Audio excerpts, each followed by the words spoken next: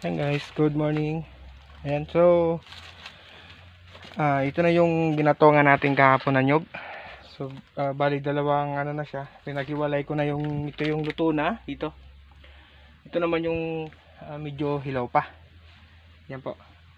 So ngayon, gagawin natin, i-check muna natin yung kawayan, yung naglagay natin ng nyog. Baka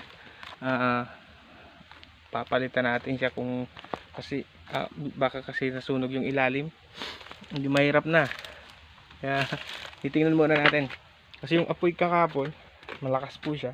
Yan po, i-check natin to. Ito po, kasi itim na siya yung kawayan na pinapatungan natin ng nyug na ginagatungan natin. Kasi po mayroon pa tayong gagatungan na pangalawa kasi hindi siya naubos ng isang gatong lang kasi medyo marami po yung napitas natin ngayon.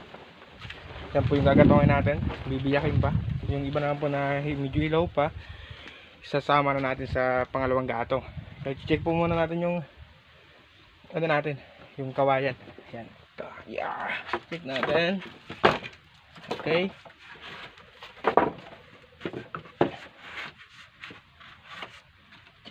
check. Okay pa. Ayan. Nako, ito na sinasabi. Yan po yung nangyari. Sobrang lakas ng apoy po kasi medyo tuyo talaga yung ano natin.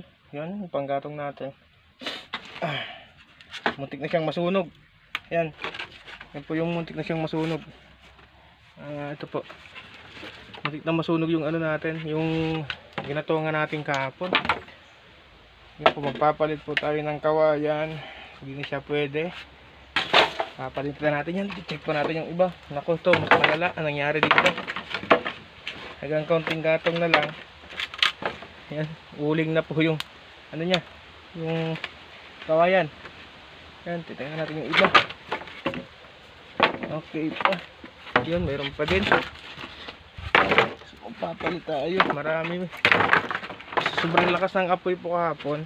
Yan, papalitan natin na lang yung iba. Ito pa. Asap. Yan. Bali apat na kawayan. Papalitan natin. Nako. 5. Kung di natin check, ito po yung kadalas na nagsisimula ng sunog pag nagkukopra. Diba?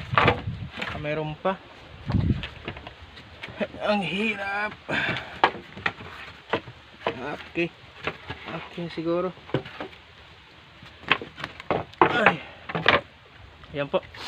So bali yung ibang kawayan naman po hindi okay pa naman siya. Iba yung bali 5 kawayan lang po yung papalitan natin. Muntik na pong masayang yung pinagpagora natin dito. Ngayon magpapalit po ako ng kawayan dito.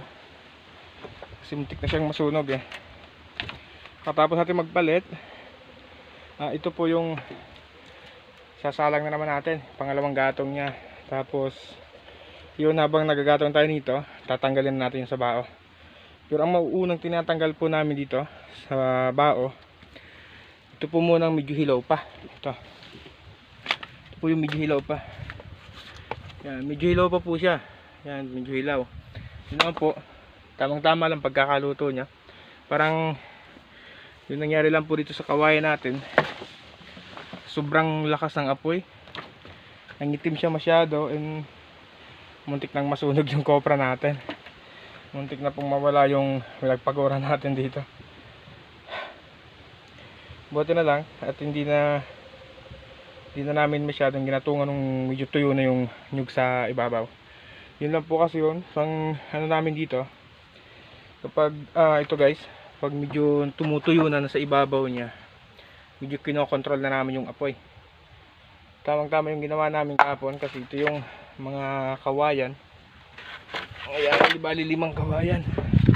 Muntik na pong masunog. Ayan siya. Itong kawayan na to, muntik na siyang masunog. Uling na siya. Ito po, uling na po siya.